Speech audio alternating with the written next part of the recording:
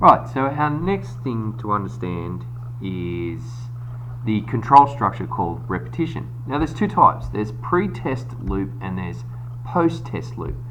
Now a pre-test loop is when you want to test whether or not it's okay to go into the loop.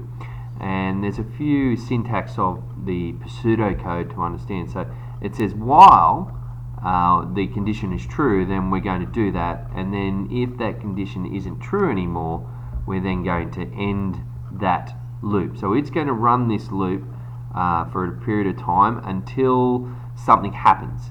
And here is the flowchart for that. So we say, alright, what's happening here? Is that the case? Let's say it's watering the lawn, and we come down here and we're watering the lawn, and the question is, is the lawn wet enough? No, water the lawn. Is the lawn wet enough? No, water the lawn. Is the lawn wet enough? Yes, it is. So we're going to drop out of it. In coding, we do things like this.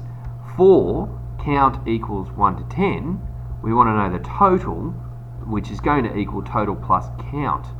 And the next part of this is to do a basically add 1 to count, and then we're going to total this up, and we're also going to display that.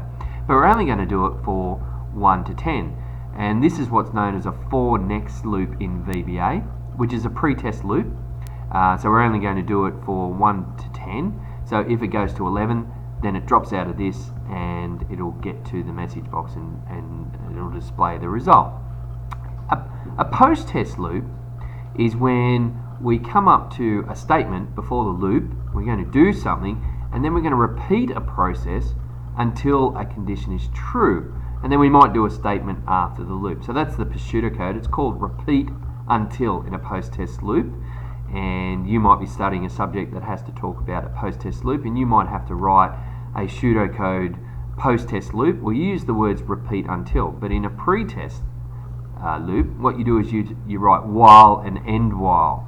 And so here is the flowchart. So this one here is we're doing something, and then we test the condition, and if the condition is no, then we go back up and do that. So we test the condition no, and we keep going along that.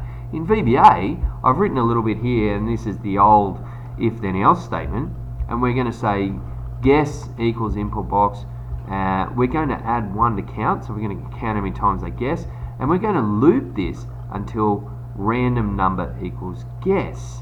So this is the words for a pre-test loop. Now I think that's a really good idea. So what we would do is we would go, alright, we're going to guess this, and we'd say, right, once you've guessed that, we want to do, and then we want to repeat all that until I guess what our real unit, I'm a unit, repeat until it would be rnd num equals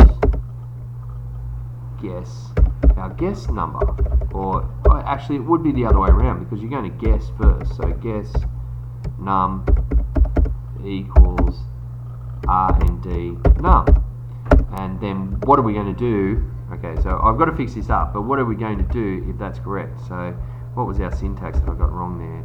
Loop. Oops, I used the wrong word. So it's going to be loop. Do this loop until guess equals that. Now it looks as though it's happy with that. Yeah, it does. It's gone blue.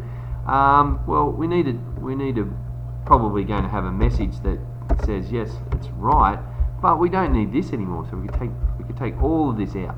And put that out, and now our case selection actually is a binary selection because it's only got 2 options there, and then it says that. Well, let's see if that works. Alright, let's go. Alright, there, 45 years old, yeah.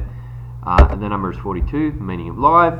Let's choose 45 and see what happens. So we choose 45. Your guess is 45 is too high. I don't quite like the grammar of that. In my next video, we'll fix that up. So, your guess is too high. Oh no, I'm stuck in a loop. I'm in an infinite loop, and the only thing I can do is drop out of this video and fix it up. Well, let me show you what you can do to fix this up. Alright, so I press the Apple key and I right click on this and go got to close all the windows. But I want to save that. Oh, I've lost it. Okay, anyway, it doesn't matter. I need to get rid of it anyway. So it's going to drop out of that, and I'll fix it up later, and we'll move on.